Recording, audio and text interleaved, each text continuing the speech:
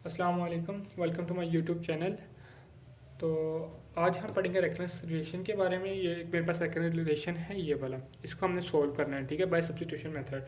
ठीक है, हम देखेंगे कि सब्स्टिट्यूशन के साथ हम इसको कैसे सोल्व कर सकते हैं। ठीक है, तो वीडियो स्टार्ट करने से पहले यार, अगर वीडियो आपको मेरी पसंद आए तो वीडियो को लाइक कर देना। अगर चैनल पर न्यू है तो चैनल को ज़रूर सब्सक्राइब करें, और अगर आपने मेरे से कुछ पूछना हो तो मेरे से कमेंट सेक्शन में पूछ सकते हैं। ठीक है, तो ये जो कंडीशन होती है ना, ये वाली one if one n is to one, इसको हम कहते हैं बेस कंडीशन या टर्मिनेशन कंडीशन। ठीक है, तो इस पे हमारी क्या इक्वेशन जो होती है, हमारी जो रिलेशन होता है वो टर्मिनेट कर देता है। ठीक है, तो ये मेरे पास है रेफरेंस रिलेशन। ठीक है, इसको मैंने सोल्व करना है बाय सब्स्टिट्यूशन। ठीक है, अब ये देखें, T of n is equal to T n over two plus C. ठीक है, ये है।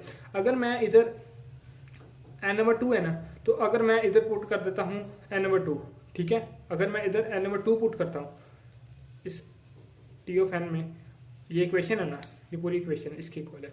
अगर मैं यहाँ पे टी ऑफ एन है ना, तो अगर मैं इसको करता हूँ T of n over two, तो ये यहाँ पे क्या होगा, T of n over two, ये देखें क्या होगा, एन एज इट इज और टू इंटू टू 4 हो जाएगा। ठीक है, plus c as it is. ठीक है, ये इसमें आपने इसके अंदर पुट करनी है, ये चीज़ है ना, ये इसके अंदर आपने पुट करनी है, इसको नहीं छेड़ना है अभी। ठीक है, आपने सिर्फ इसमें पुट करनी है।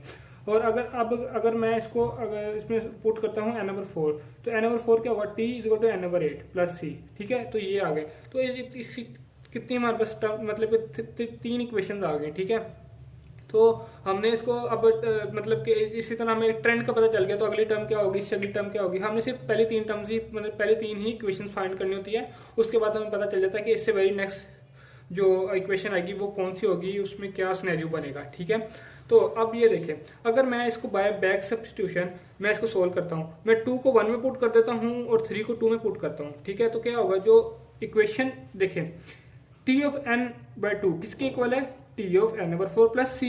ठीक है, अब टी ऑफ एन ओवर 4 किसके इक्वल है, T of n over 8 plus C. ठीक है, ये इसके इक्वल है। ठीक है, तो ये देखिए मैंने पुट कर दी सिंपल। देखिए टी ऑफ एन ओवर 2 था तो 4 आ गया, सी ये वाला, और एक सी जो हमारी इक्वेशन में आ रहा था वो क्या होगा, 2c। ठीक है, तो इसको आप स्क्वायर भी लिख सकते हैं। सही है, तो अब टी ऑफ एन ओवर 4 बन गया था ना यहाँ पे, तो एन ओवर 4 की वैल्यू क्या थी, ये वाली, तो मैंने ये पुट कर दी, तो ये बन गया टी एन ओवर, मतलब ये 8 टू पावर 3 8 होता है, तो प्लस सी प्लस 3c, तो ये बन गया। ये के टाइम्स तक चल सकता है। ठीक है, के टाइम्स तक अगर मैं इसको बनाता हूँ तो वो इक्वेशन क्या बनेगी, क्योंकि तो चलता जा रहा है ना। इससे अगली टर्म क्या होगी, एन ओवर 2 पावर 4, इससे अगली टर्म क्या होगी, N over 2 power 4 5 plus 5c। ठीक है, ये इसी तरह इंक्रीज होती जाएगी, तो मैंने इसको रोकना है। ठीक है, तो कैसे रोकूंगा मैं इसको, इसकी मैं के टर्म निकाल लेता हूँ, के टाइम्स तक मैं इसको फाइंड करता हूँ। तो के टाइम्स तक क्या होगा, टी ऑफ एन ओवर, आप देखो यहाँ पे आ जाएगा के, ठीक है, प्लस के सी। ठीक है, ये इसकी के टाइम्स आ गई। ठीक है, ये के टाइम्स तक इसकी इक्वेशन बन गई। ठीक है, अब मैंने इसको सोल्व करना है आगे। अब देखें, इसको मैंने किसी तरह 1 बनाना है, तो अगर मैं इसको ऐसे करता हूँ, एन को 2k के इक्वल रख लेता हूँ। ठीक है, तो यहाँ पे जब 2k पुट करूंगा या n पुट करूंगा, ठीक है, या इधर n पुट कर दूंगा, तो कैंसिलेशन हो जाएगी।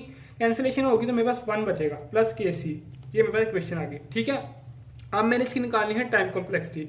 ठीक है, तो अब देखें, log ऑफ n 2k, अब जो लोगरिथम का रूल है वो ये कि जो पावर में होता है वो शुरू में आ जाता है। ठीक है, तो मैंने वही जो हमारा रूल उसको फॉलो करते हुए k को स्टार्ट में ले आया, और log 2 किसके इक्वल होता है, 1 के, तो मैंने यहाँ पे लिख दिया 1 प्लस के सी।